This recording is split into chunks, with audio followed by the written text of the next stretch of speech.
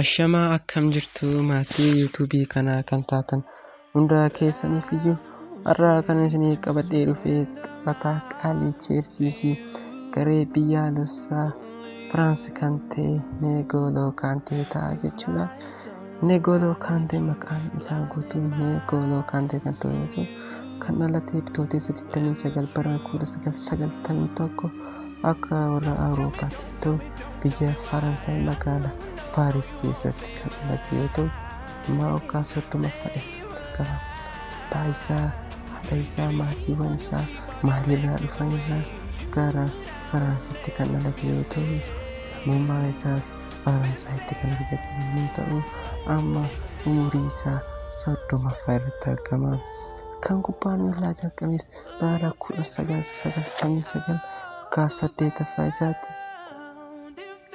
Suarez kilabii France jedhamu keessatti ta'u bara 1999 kila akaadaamii sana keessa gale.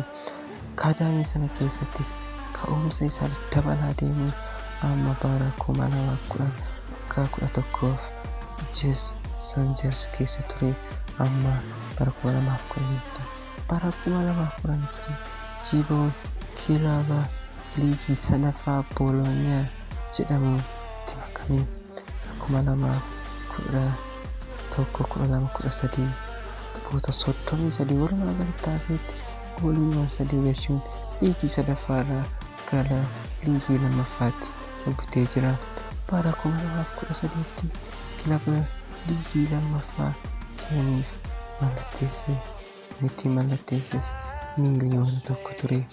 Cheen keessa gaalama turuun waggaa tokkoffaatti hiriiruu dadhabuus waggaa lammaffaa irratti 2014 irratti taphoota 75 waggaa lama gidduu taasise gooliiwwan 4 galchuun kilabichi akka inni liigii galu taasisee ture.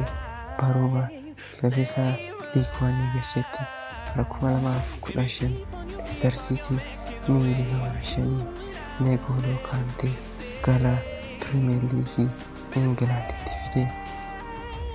GOLO KANTE baruma dhufetti waan ajaa'ibaa Leicester City fidee dhufe.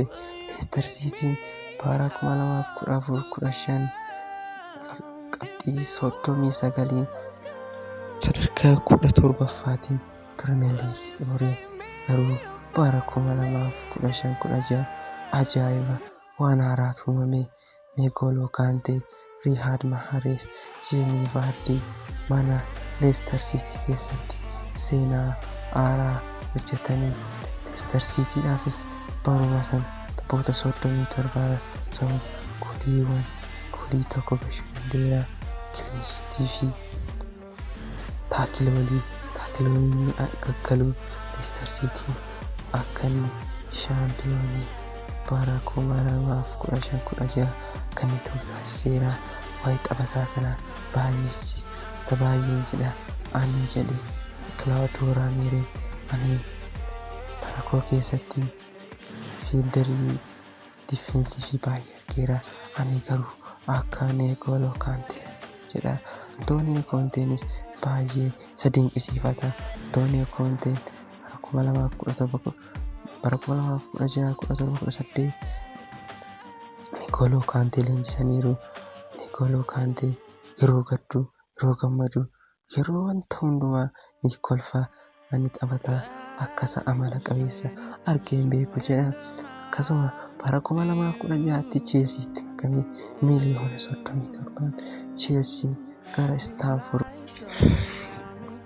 Bara 2015-16 immoo akkuma Leicester City waliin shaampiyoonii ta'een gara Chelsea miiliyoona 37 gara Chelseaatti makamee taphattoota kana kan akka Real Madrid, Manchester United, Bayern Munich barbaadaniyyuu harka Chelsea galee. Chelsea keessa gaafa galu baay'een isaanii Maakaleelee lammaffaa dhufe jechuun leellisaa turanii.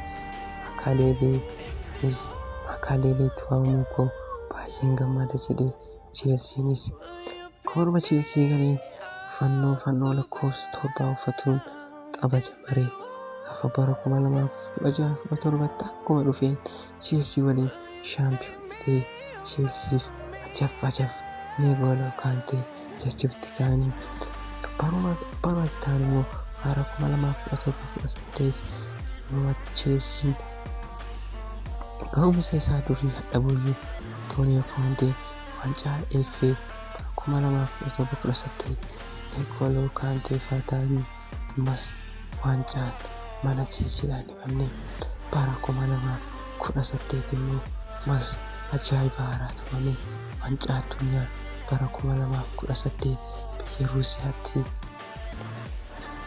Ruusiyaatti jalqabame Ruusiyaatti